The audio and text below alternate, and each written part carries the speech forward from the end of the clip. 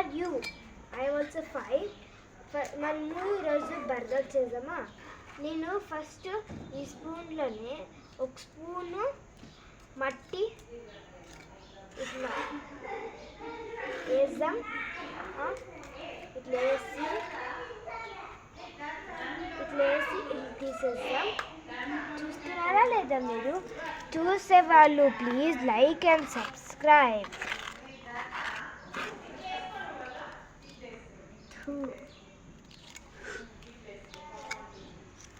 మళ్ళీ ఇలా దీంట్లోకి వేద్దాం.